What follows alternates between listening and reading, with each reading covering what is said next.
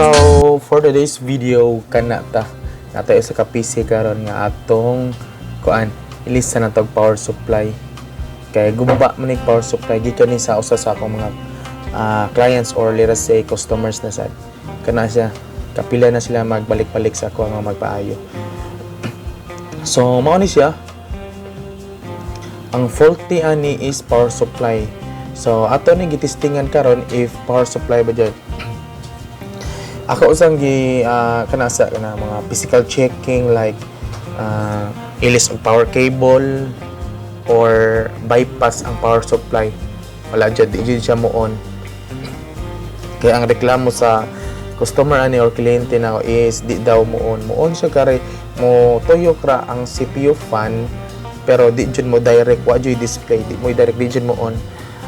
First initialization ako ani kanang theory is power supply jud ang theory ani nya dili padag sarasad kaayo if motherboard kay naka-encounter kog motherboard mo on siya pero no display bisan nag-limpyuhan nimong RAM nya ilisan og bag-o mo power supply mo on jud siya pero no display di pud ang iyahang kuan motherboard jud ang guba nya kani karon akong gistingan gamit ako ang power supply karon pag nga kining akong pang-testing nga power supply tumuon ma jud siya so mao ni akong i-connect ang power supply nga gikan sa kuha anya gi-connect nako sa iyahang CPU if mo andar ba jud atong testingan ni siya if mo on ba jud if mo on na nya mo display power supply jud ang issue.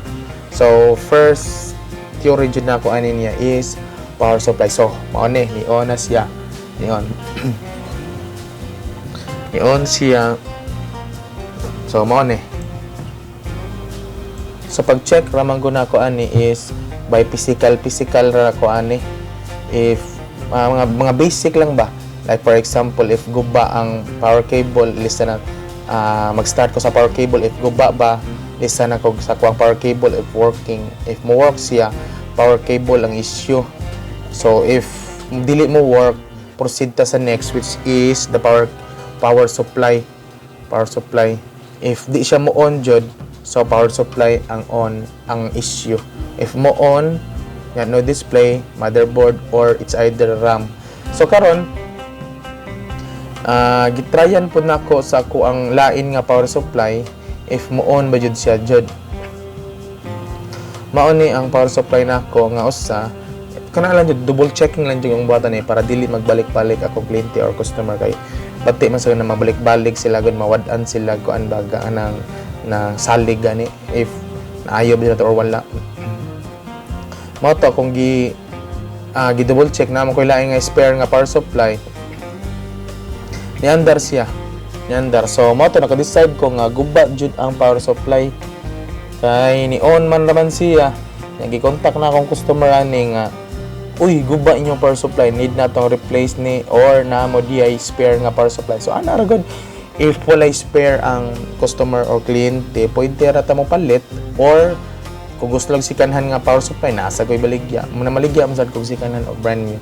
So, kung nasa spare nga power supply, pwede rasa datong ipaslak. So, pag human akong contact ani sa tag-iya, naingon siya, naraman ko spare din nga power supply. Ana ragod, ana. So, yun siya naara so gihatod niya sa mua para mataod na ko dayon so mao to ako orang gitaod iyang spare niya ako sang kuan as far as I know ako ra sa symbol ani niya kito yung power supply nga ako nataod kanang if wa ko makalimot bag-o pa to mudagan pa to siya og mga wa pay tuig I don't know what's the reason behind if nga nung naguba ra sa dayon sila ra man si nagkuanan once nga ma-symbol nako hatag turn over na nako sa kliyente or sa customer sila na bahala sa akin lang paggamit ang ilahang unit basta sa kuha sa akong end gibuhat na akong trabaho nako nga up and running nga before nako gi-turn over ang unit so mao to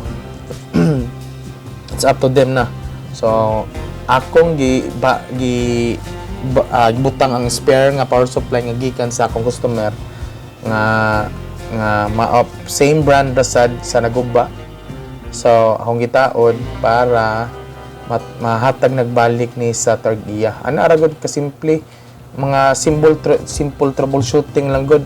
So again, akong first troubleshooting ni if ani nga case is if kanang dili gani mo on, mutuyok ra ang fan sa processor nya, dili mo lahos nya, mo off na.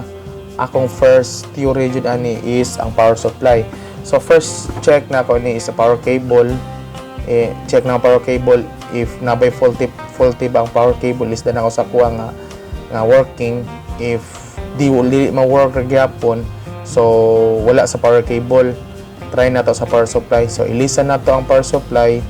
If mo work siya sa laing power supply, meaning ang gubaan na ang power supply. So, ana ra gud naamo sa uban po ng good nga mo on siya pero no display.